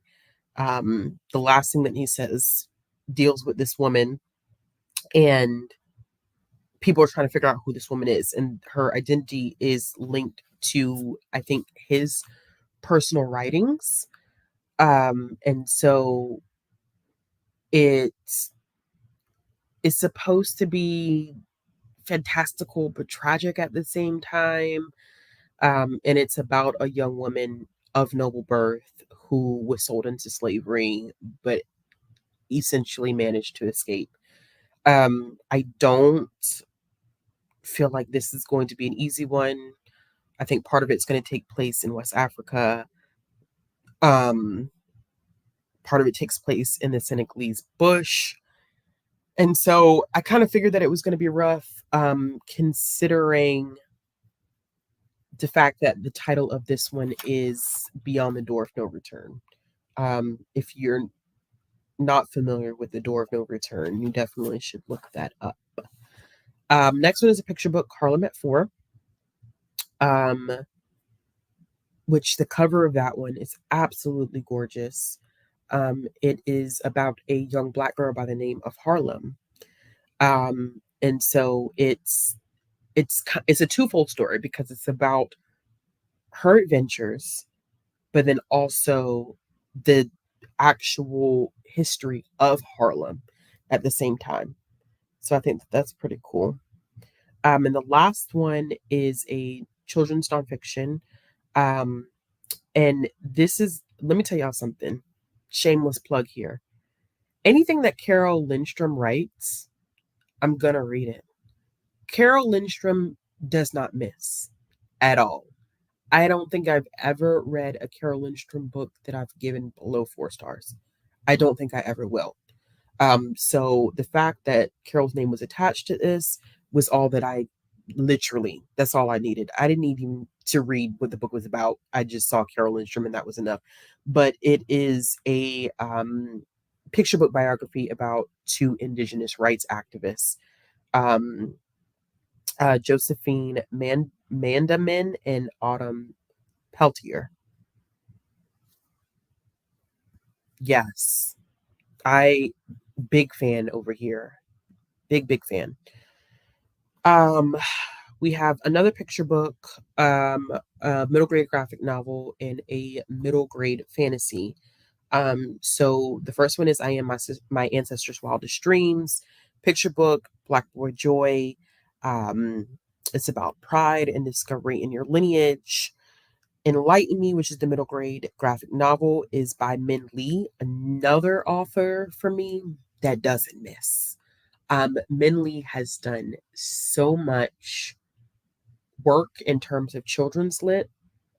And so I was just excited to see that Min Lee was going to be on this one. And he teamed up with Chen Chow. And this is a graphic novel about a kid finding his inner peace, which enlightened me, honey, because people love to disturb your peace. I tell you. Um, Flora, I'm sorry that I'm not helping. I'm telling you, if you want your TBR not to be high, these are not the videos that you want to watch from me at all. Not at all. This is one that I'm excited about. Adiel Kalbara. This is a middle grade fantasy. It is supposed to be fast paced. And it's supposed to be a trilogy, if I'm not mistaken. Afro fantasy. It's another magical boarding school type of situation, except this main character is apprenticing in the kitchens. And it's the Academy of the Shamans. But she's working with a goddess and a warrior to save her kingdom. Now, this has been comped, unfortunately, and I hate that they do this because anything that has a Black main character, especially a Black girl as a main character, and takes place at an academy, a boarding school, magical school, is always going to be comp for Amari and the Night Brothers. It is so irritating to me, and I absolutely hate that comp because a lot of time these books are nothing alike. Like, people were comping. I'm currently reading the second book in the Onyeka series, Onyeka and the Academy of the Sun, which is definitely X-Men vibes. If you like X-Men, you will like Onyeka and the Academy of the Sun. But people were comping Onyeka for Amar, or using Amari as a comp for Onyeka, which was frustrating because they're nothing alike. Onyeka and Amari they are like on two different ends of the spectrum. Um, and so I always get nervous when I see publishers comp stuff and say, for fans of Amari. And it's like, okay, like Amari's great. I love Amari. Granted, I still haven't finished the second book because of things. But every book that is middle grade that has a Black character, especially a Black girl as a main character, that takes place at a boarding school or an academy, does not mean that it is Amari at all. And I need us to find different comps at this point, because I have a feeling when I do go and I read Adia Kalbara, it is not going to be like Amari. I already feel like it's not going to be like Amari. But it's fine. All right. Yes. They're different books with very different vibes. Like, because I wanted to reread Onyeka and the Academy of Sun before I started the second book in the series. And when I reread it over the past couple days, I'm like, I still don't understand why people comp this or use Amari as a comp for Onyeka. Like, this is weird to me. And then I even find it more weird when I'm like, oh yeah, if you like Black Panther, and I'm like, now see, that's just stereotypical because at this point, Onyeka doesn't even get Black Panther vibes. Onyeka gives X-Men, straight Storm vibes all the way, even with the little boy who can turn himself into ice. X-Men vibes. No Black Panther anywhere. But okay, I digress. Next one, we have a children's realistic fiction, a middle grade realistic fiction, and a YA realistic fiction. Jojo McCoon's love, love, love. If you want a what do I say? Not a easy reader. If you want an early chapter book that is similar to, what's the girl's name that I don't like? Junie B. Jones. Read JoJo. It's so much better. And JoJo actually is a kid that does things that are developmentally appropriate, but is not a complete ass. Okay. I don't like JoJo. I mean, I don't like Junie B. So I decided to pick up JoJo, and I really, really enjoy JoJo McCoon's. This is the third one in the series that comes out this year.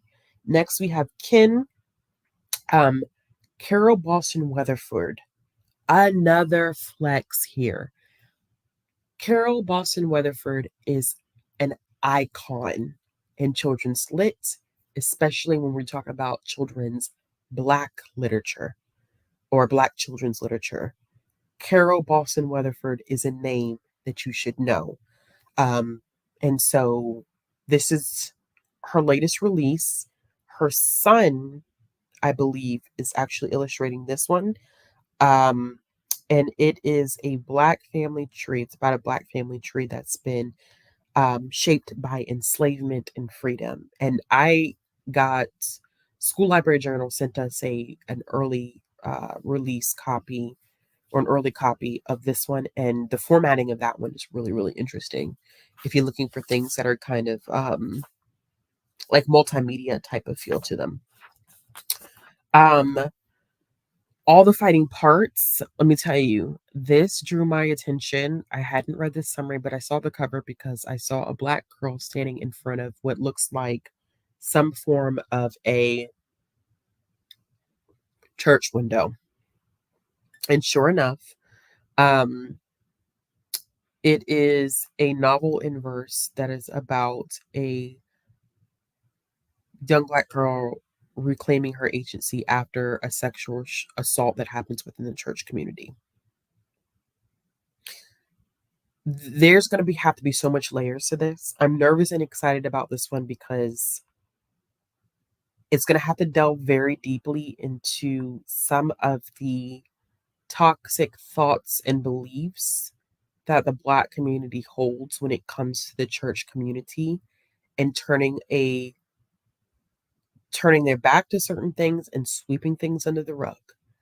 And so this has potential to be a very, very powerful book if done right, with keeping all of those issues in mind. So I'm anticipating that one, but it does make me a little nervous. All right, and we are coming to our final week, which this one has some.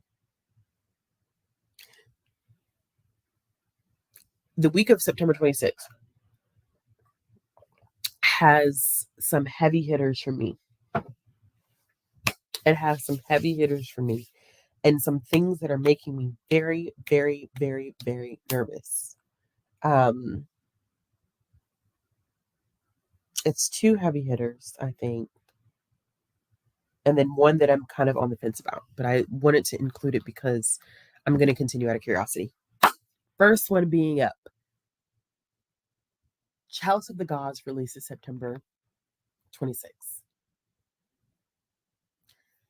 This is the 17th book in the Percy Jackson universe, because you have Percy Jackson and the Olympians, Percy Jackson and the Heroes of Olympus.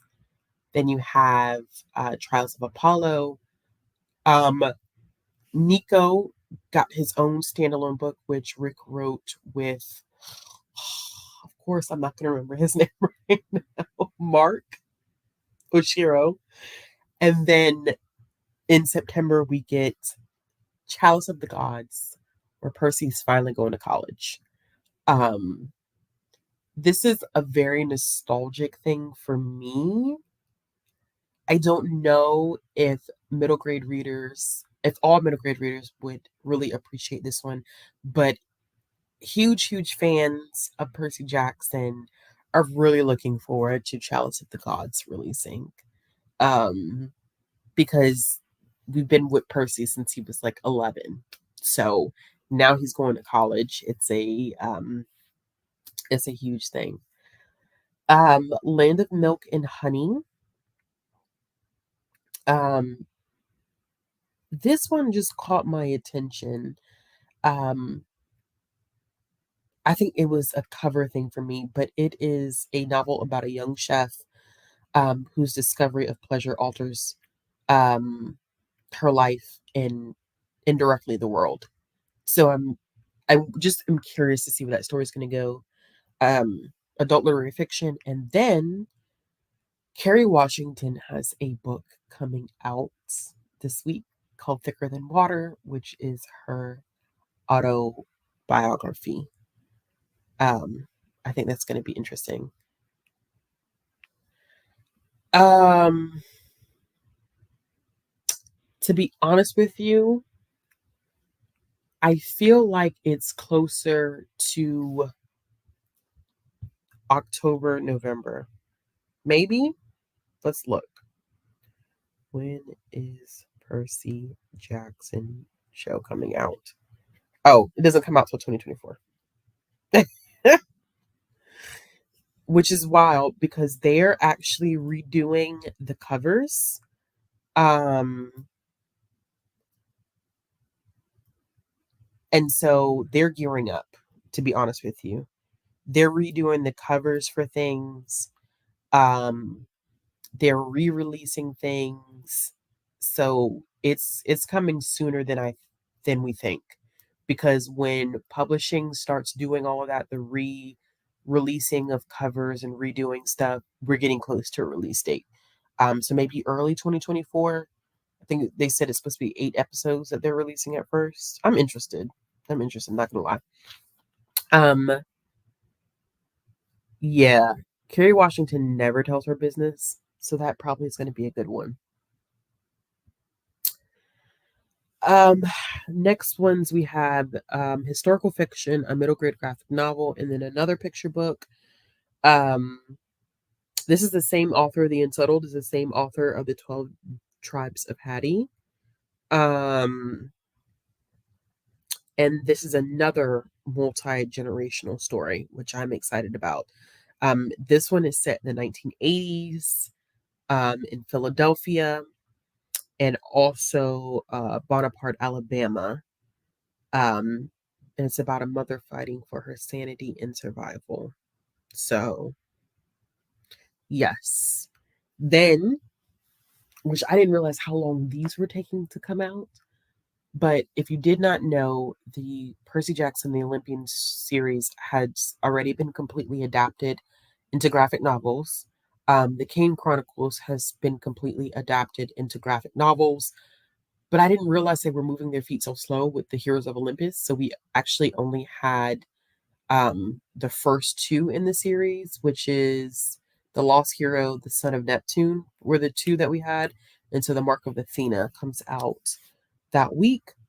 And then the last one that we have is Say My Name, which is a picture book that is, I guess, a story that celebrates kids taking pride in their names, especially when they are aligned um, with culture of origin. This author is also becoming a staple name in the children's book community. Um, this is the same author of Isaac Kiss in a Corner. Um, what else has she written? Because I'm, of course, not going to remember. Um,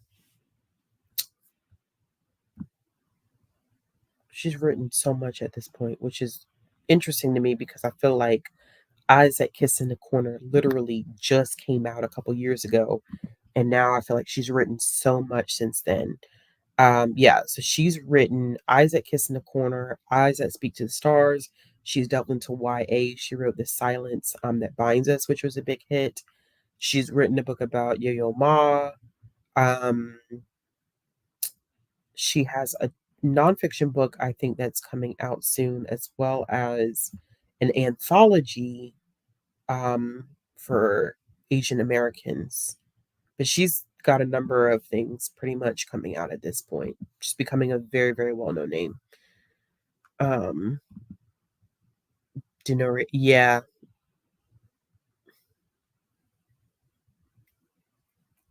yep. It's one of those, I guess, because it'll be so big that they don't need to send out arcs. She may not open up, y'all. She may give us the Prince Harry treatment, to be honest with you, and I wouldn't be surprised if she did. Okay. These next books coming out. We have The Memory Thieves, which is the second book in the Marvelers series by Danielle Clayton. Um, I'm on the fence about this one. I need to go back and reread The Marvelers. Um, when I first read it, I was not thoroughly impressed, and it's hard for me to be very much so on the fence when it comes to middle grade. Like it's got to be some things because I know that I'm not the target audience, so I usually don't go super hard. Um, and it's not to say that I don't critique or point out flaws, but that's always something that's in the back of my mind. Like I'm not the target audience, and so I'm an adult reading something that was not written for me. But I was not overly impressed with the Marvelers. Um, and she just made some moves, um, especially in her authorial tone, that I just didn't care for. Um, there was some shameless plugging of friends that was very off and strange to me. that I don't think that a lot of the people who would be reading these books would really understand. But I'm going to reread it, and depending upon how I feel about my reread of The Marvelers will determine whether I read The Memory Thieves, to be honest with you.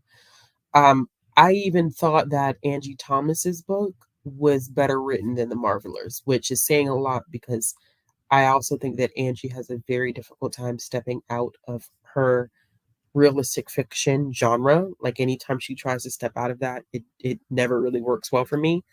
And so um, her writing was strong to be writing a middle grade fantasy, but Danielle's did not. It wasn't impressive. Um, but I did put this on here because it's a possibility for me. Um, Next, I have a British Girl's Guide uh, to Hurricanes and Heartbreaks, which is this. It's not a sequel. It's like a companion to the Cuban Girl's Guide to what was the name? I'm horrible. A Cuban Girl's Guide to Tea and Tomorrow. Um, this is kind of a companion to that. Um, Follows the main character, supposed to be in England. Um, she's in England. She's supposed to be in England. She's in England, but her mother passes away, and she's not handling the loss of her mother very well. So there's going to be some tough themes that are explored in that one, especially with familial expectations, like them wanting her to take over the tea shop and stuff like that. And she's just kind of like, it's just too much, in terms of like being able to control her emotions. Um, and the next one, Riley Mann,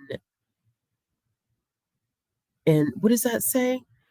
Because y'all know I didn't write down the full title of the book. Because why would I do that? I literally wrote down Riley Mann in the Company of Monsters is the full title. Because why would I do that? Um, this one is interesting. This is a middle grade fantasy, follows a girl by the name of Riley Mann. Um, I said girl. It's definitely a boy.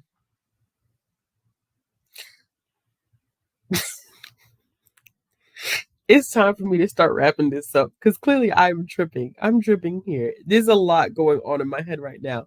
This is a book about a young boy who um, discovers that he's the son of the boogeyman. Um, when I read that, I'm not gonna lie to you, I got um Nightmare Before Christmas boogeyman vibes. Like, I don't know why. That was the first thing that threw like it's the first thing that popped into my head.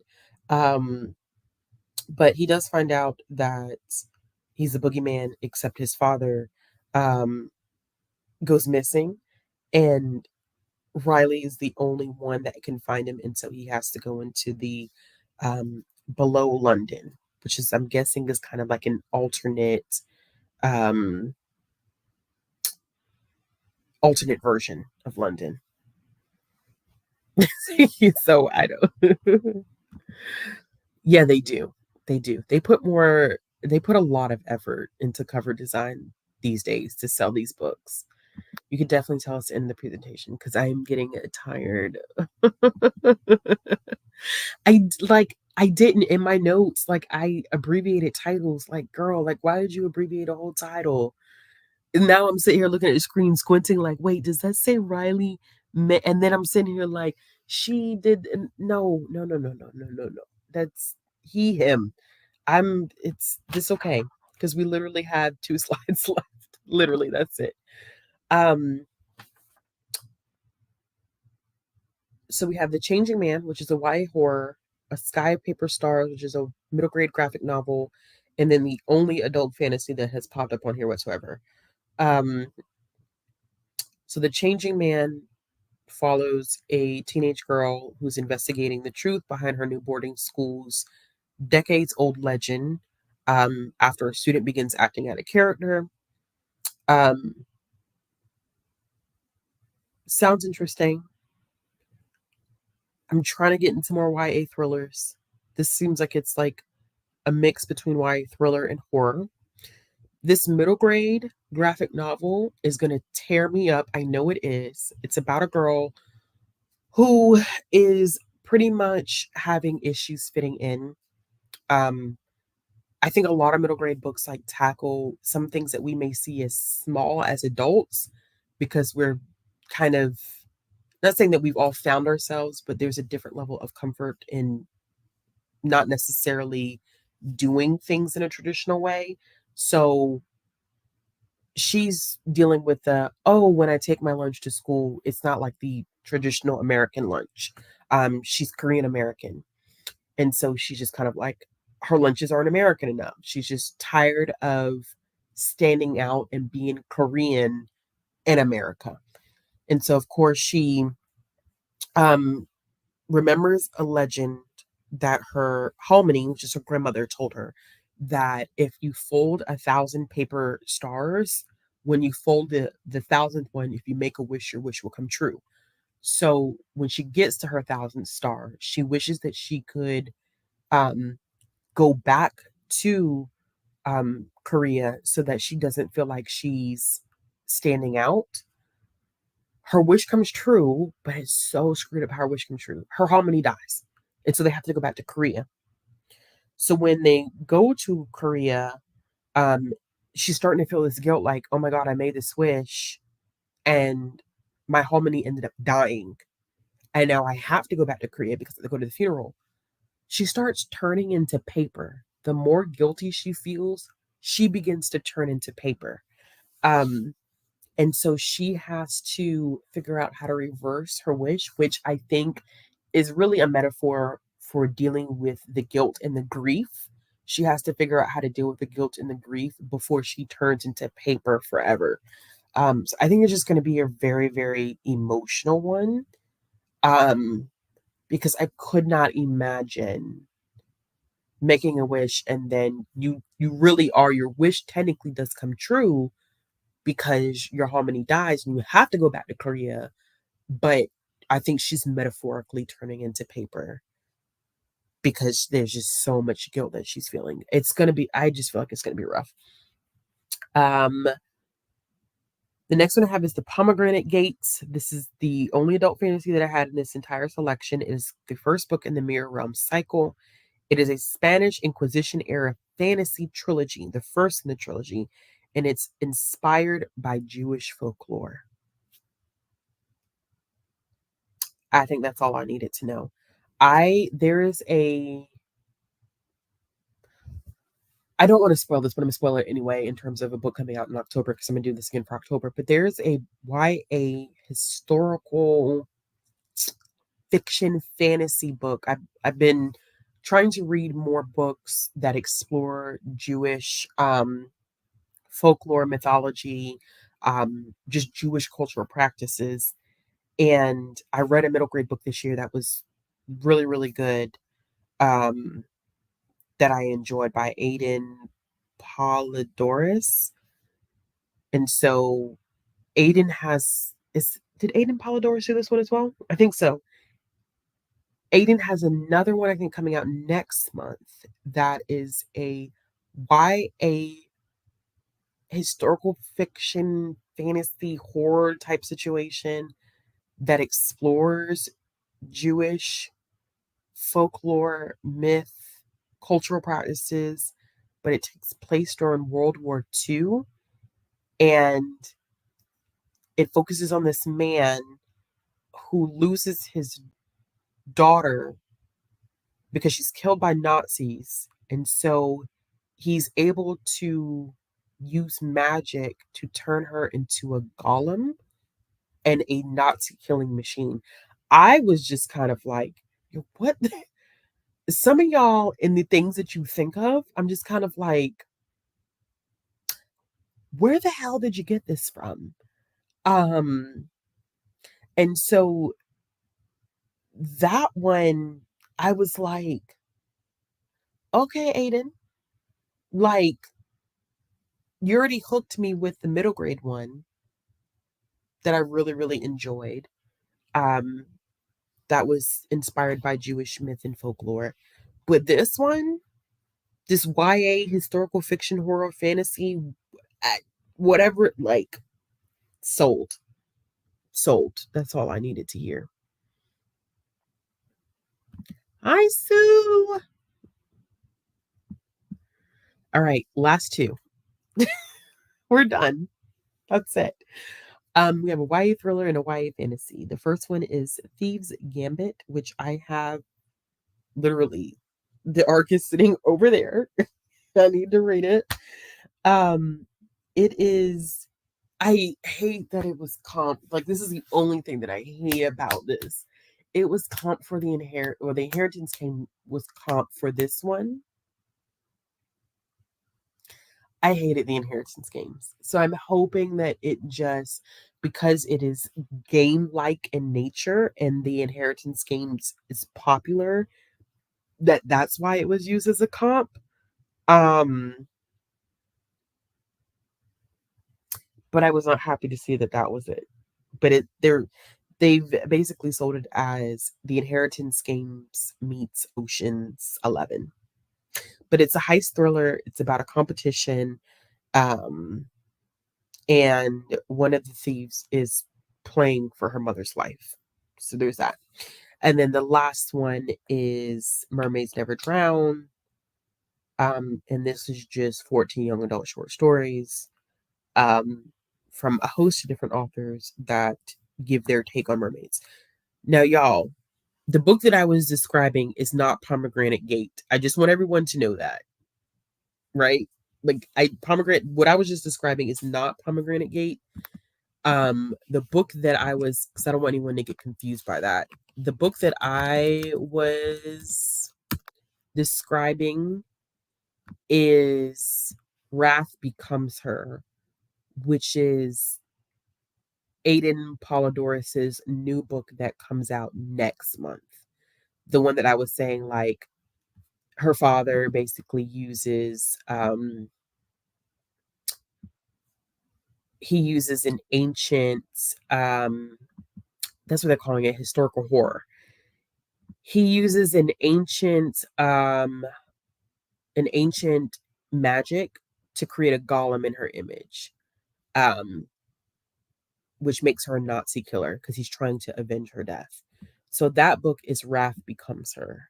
That doesn't come out until October, but I was just using that as an example of me wanting to explore more books that make references to Jewish folklore and myths, because I read Aiden Polidorus's Ring of Solomon earlier this year, and that was really good because it really delved into this relationship that he's not a demon lord. Ashmedine, I think is how you say. I could be tearing that up completely, but the relationship between, and there's not really like a good way to describe it because it's not a demon, I think, in the way that we traditionally think about it in terms of like Christianity, but like that relationship that he had with King Solomon, like learning stuff. It was just really, really interesting in terms of like learning more about Jewish folklore and mythology and, like I said, like cultural practices. And so that adult fantasy book has inspiration drawn from Jewish folklore, which is why it was interesting to me. But the book I was describing was Wrath Becomes Her by Aiden Polidorus. But yeah, Wrath Becomes Her is the one that I was talking about. All right, y'all. 2 hours. 2 hours.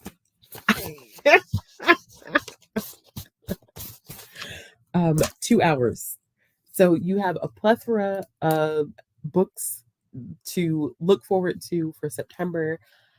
I will be doing this again next month for October releases, and I just feel like this is just better suited for me, to be honest with y'all. I